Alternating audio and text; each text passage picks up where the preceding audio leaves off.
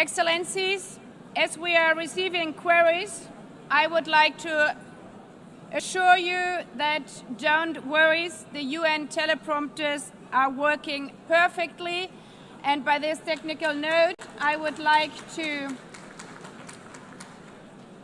call on the next speaker. The Assembly will hear an address by His Excellency Prabowo Subianto, President of the Republic of Indonesia. I request protocol to escort His Excellency and invite him to address the Assembly.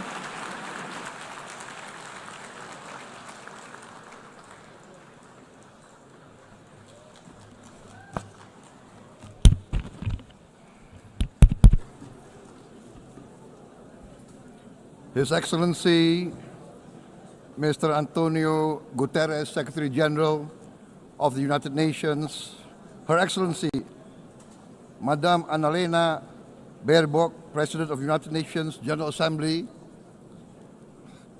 His Excellency, Mr. Moses Abelian, Under-Secretary General for General Assembly and Management, Excellencies, Heads of States, Heads of Governments, distinguished delegates, ladies and gentlemen. It is indeed a great honor for me to stand in this august General Assembly Hall among leaders and representatives who represent almost all of humanity. We differ in race, religion, and nationality, yet we gather together today as one human family. We are here first and foremost as fellow human beings, each created equal, endowed with unalienable rights to life, liberty, and the pursuit of happiness. The words of the United Nations Declaration of Independence have inspired democratic movements across continents, including the French Revolution, the Russian Revolution, the Mexican Revolution, the Chinese Revolution, and Indonesia's own struggle and journey to freedom. It also gave birth to the Universal Declaration of Human Rights, adopted by the United Nations in 1948. All men are created equal was the creed that opened the way to unprecedented global prosperity and dignity.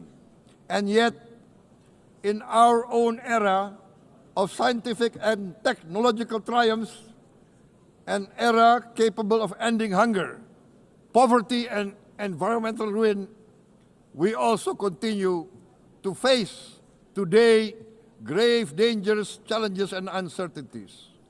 Human folly, fueled by fear, racism, hatred, oppression, and apartheid, threatens our common future.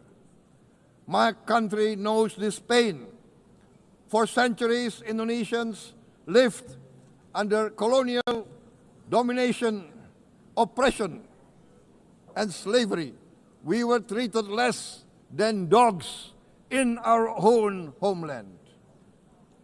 We Indonesians know what it means to be denied justice and what it means to live in apartheid, to live in poverty, and to be denied equal opportunity. We also knew what solidarity can do in our struggle for independence, in our fight to overcome hunger, disease, and poverty. The United Nations stood with Indonesia and gave us vital assistance. Decisions made here based on human solidarity by the Security Council and this Assembly gave Indonesia independence, international legitimacy, opened doors, and supported our early development through the efforts of the United Nations Children Fund, the United Nations Food and Agriculture Organization, the FAO, the World Health Organization, and many, many other United Nations institutions. And because of that, Indonesia today stands on the cusp of shared prosperity and greater equality and dignity. Madam President, Excellencies, our world today is driven by conflict, injustice, and deepening uncertainty. Every day we witness suffering, genocide, and blatant disregard for international law and human decency. In the face of these challenges, we must not give up. As the United Nations Secretary General said, we cannot give up. We cannot surrender our hopes or our ideals. We must draw closer, not drift apart. Together we must strive to achieve our hopes, our dreams. The United Nations was born from the ashes of the Second World War that claimed scores of millions of lives.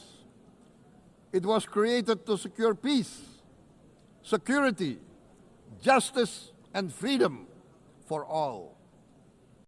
We remain committed to internationalism, to multilateralism, and to every effort that strengthens this great institution.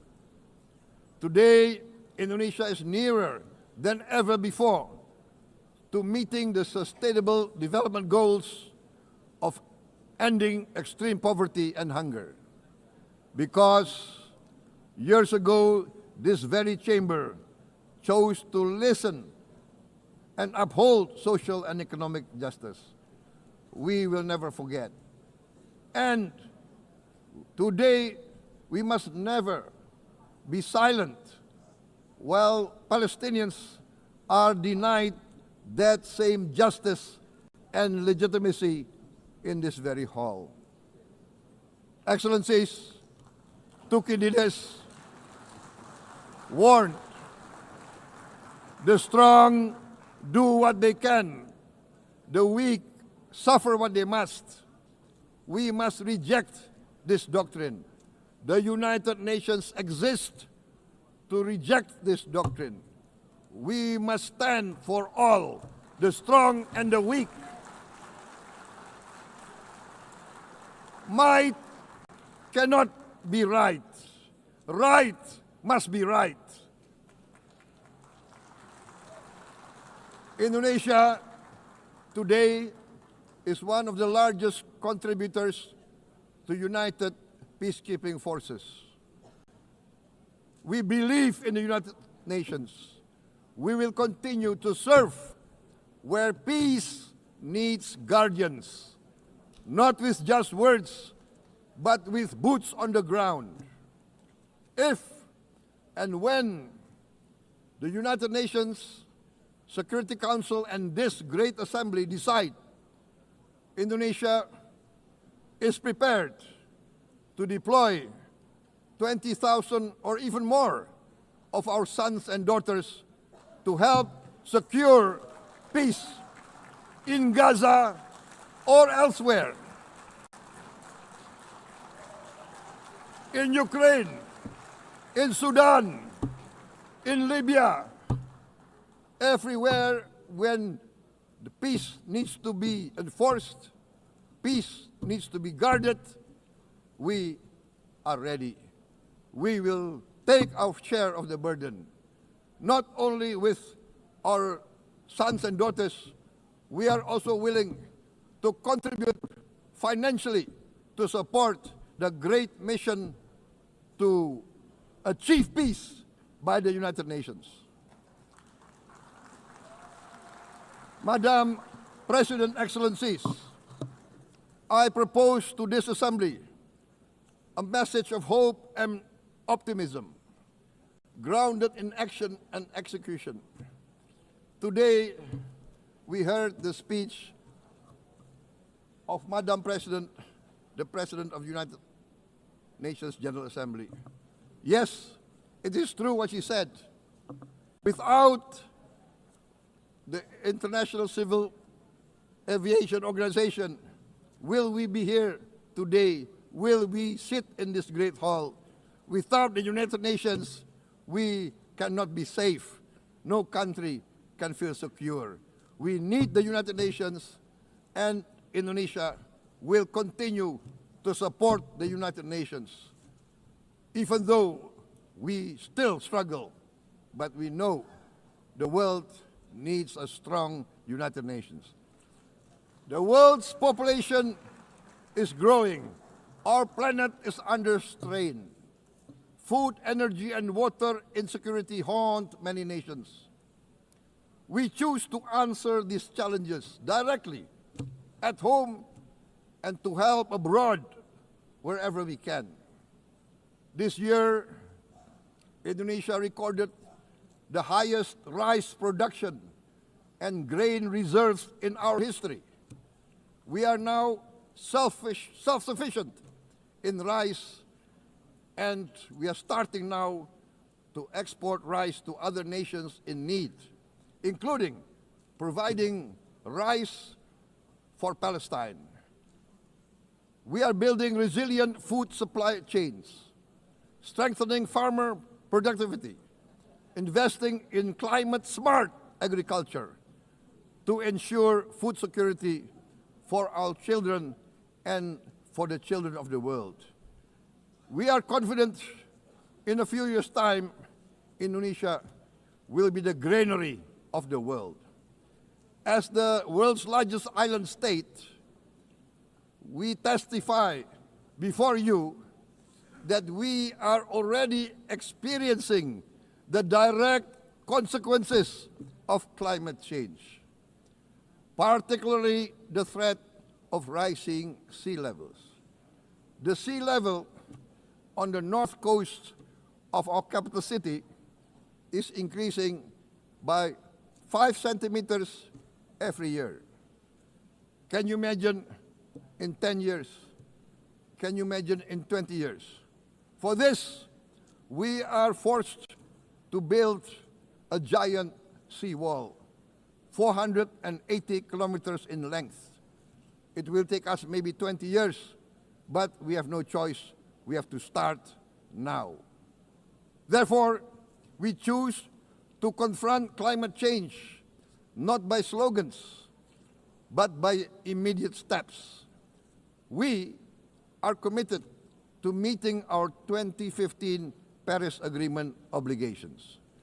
We aim to achieve net zero emission by 2060, and we are very confident we can achieve net zero emission much earlier.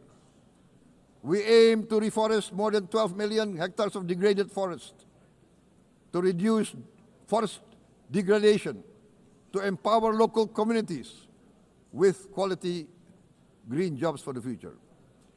Indonesia is shifting decisively from fossil fuel-based development towards renewable-based development. From next year, most of our additional power generation capacity will come from renewables. Our goal is clear: to lift all of our citizens out of poverty and make Indonesia a hub for solutions to food, energy, and water security. Madam President, Excellencies, we live in a time when hatred and violence can seem to be the loudest voices.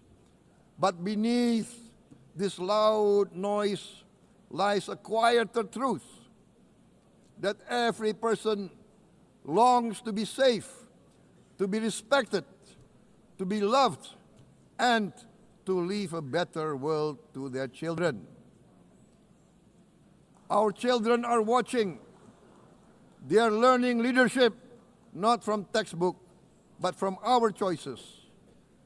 Today, still, a catastrophic situation in Gaza is unfolding before our eyes.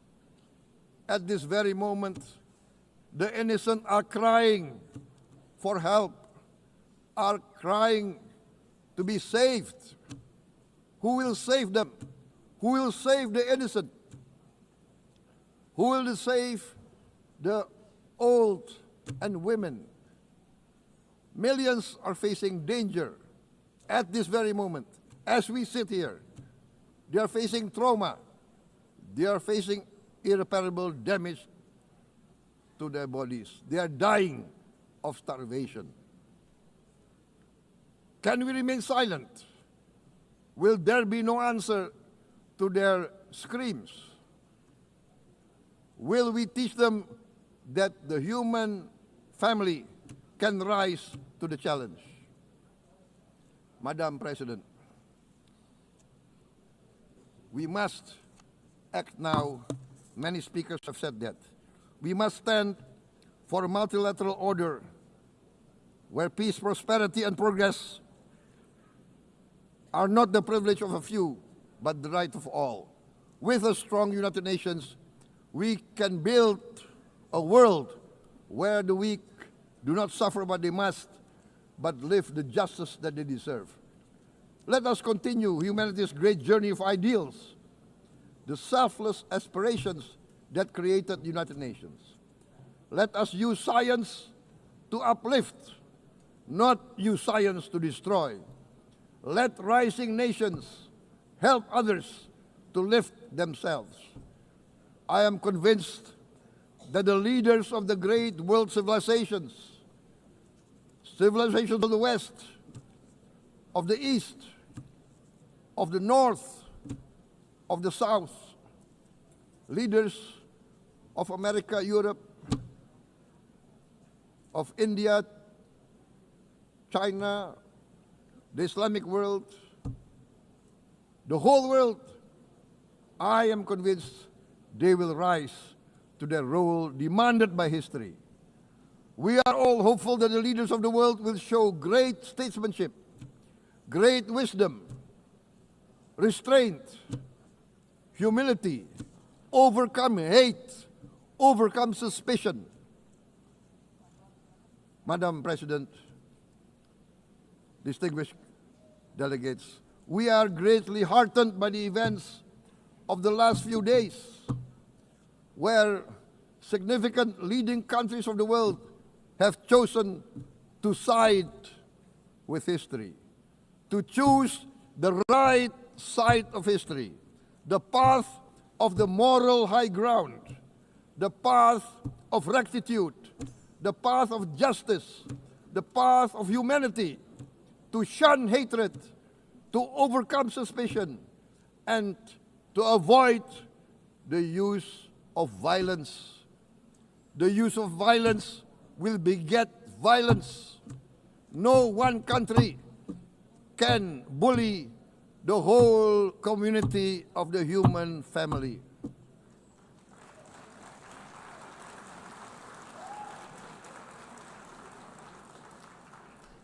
We may be weak individually, but the sense of oppression, the sense of injustice has proven in the history of mankind that this sense of injustice, this sense of oppression will unite into a strong force that will overcome this oppression, that will overcome this injustice. To close, I would like to reiterate again Indonesia's complete support for the two-state solution in Palestine. We must have an independent Palestine, but we must also recognize, we must also respect, and we must also guarantee the safety and security of Israel. Only then we can have real peace, and no longer hate and no longer suspicion. The only solution is this two-state solution. Two descendants of Abraham must live in reconciliation, peace, and harmony. Arabs, Jews, Muslims, Christians, Hindus, Buddhists, all religions, we must live as one human family. Indonesia is committed to being part of making this vision a reality. Is this a dream? Maybe, but this is the beautiful dream that we must work together towards. Let us work towards this noble goal. Let us continue humanity's journey of hope a journey started by our forefathers, a journey that we must complete. Thank you. Wassalamualaikum warahmatullahi wabarakatuh.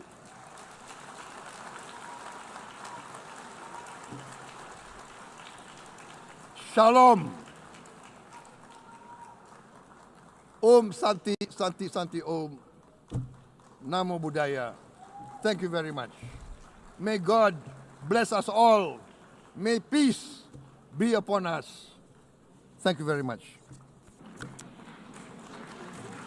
Thank you. On behalf of the Assembly, I wish to thank the President of the Republic of Indonesia,